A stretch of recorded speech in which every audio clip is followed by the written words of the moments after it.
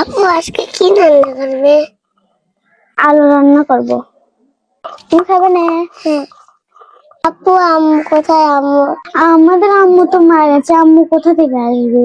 আপু আমার আম্মুর কাছে মনে পড়ছে।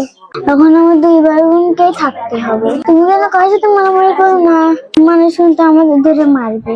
আম্মুকে আসে যে তোমাকে বাঁচাবে, আসে তোমাকে মেরে করবে। এ যেন সিনেমার গল্প। স্ক্রিনে থাকা ছোট্ট মেয়েটি ক্লাস 4-এ পড়ে এবং পাশে বসে থাকা ছোট্ট ভাইটি বুঝেও না জীবনের কঠিন বাস্তবতা। বাবা মা আর ভাই বোনের স্নেহ আর ভালোবাসা সে খুব ভালো ছিল, কিন্তু হঠাৎই অনাকাঙ্ক্ষিত ভাবেই তার মা পৃথিবী থেকে চলে যায়। তার আগে যখন বাচ্চাটি কেবলমাত্র 3 মাস মায়ের গর্ভে ছিল তখনই পিতাকে হারিয়েছিল মরিয়ম। এখন মরিয়ম এবং এই ইসমাইল দুজনই পৃথিবীতে এতিম। এখন ছোট্ট এই মরিয়মই এই যে ভাই ইসমাইলের দায়িত্বে আছে। এখন সেই রান্না করে দিচ্ছে, সেই খাবারই খাচ্ছে ছোট্ট এই বাচ্চা। আম্মু কই? মারা গেছে। এটাকে আমার আপু। আপু, তুমি কি এখন আপুর কাছে থাকো? হ্যাঁ। তোমার নানা নানি দাদা দাদি কেউ নাই? নানি এসে সে ঘরে পড়ে গেছে। ও আচ্ছা, তুমি এখন কি করছো মামুনি? আমি এখন রান্না করছি রাত্রে খাওয়ার জন্য। ও যখন মায়ের জন্য কাঁদে তখন তুমি কি করো? তখন বলি যে মা তো নেই, মা তো আর আসবে না। মা যে পৃথিবী থেকে চির বিদায় নিয়েছে।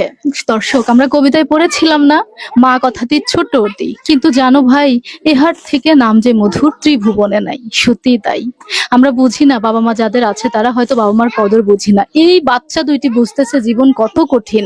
মাত্র 27 দিন আগে মারা গেছে ওর মা, সারা জীবনে তো আর কোনোদিনও আসবে না।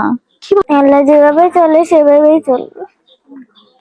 যখন মা আর আমাকে ডাক দেয় না। মায়ের কথা খুব মনে পড়ে। হ্যাঁ, মা যে কখন এসে আমাকে ডাক দিবে। তোমার এখনো মনে হয় মা হয়তো কখনো চলে আসবে? হ্যাঁ। ইস, এই জায়গাটাতেই যে মা রান্না করতো, মজার মজার খাবার তৈরি করত, বেলা শেষে দুই ভাই বোনকে আদর আর ভালোবাসা ভরা কণ্ঠে ডাক দিত, মরিয়ম, ইসমাইল কোথায় তোরা, খেয়ে যা। কিন্তু সেই বাক্য, সেই কথা, সেই সুমধুর কণ্ঠ যে আর কোনোদিনও শুনতে পাবে না অশ্রুসিক্ত মরিয়ম এবং পাশে বসে থাকা অবুঝ ছোট্ট ইসমাইল। তাদের মা তাদেরকে ছেড়ে পৃথিবী থেকে চিরতরে হারিয়ে গেছে। কিন্তু ভাই, অত্যন্ত দুঃখের সাথে জানাচ্ছি যে তাদের দেখভাল করার মতো তেমন কেউ নেই। এখন বর্তমান যাদের আয়ত্তে আছে তারা তাদের চাচা চাচি, না চাচা চাচির কাছে থাকছো এখন? হ্যাঁ। রাত্রে কোথাও ঘুমাও? চাচা চাচির কাছে ঘুমাই। ইস, তুমি এত কাঁদছো শোনা, ওঠো তো, তোমাকে রান্না করতে হবে না, ওঠো, আসো আসো শোনা, আসো তো। ইস, কি বলে সান্ত্বনা দেবো ছোট্ট ছোট্ট এই বাচ্চা দুটোকে, দেখেন তো। এটাই তোমাদের বাড়ি না? তোর মা আগে কি করতো?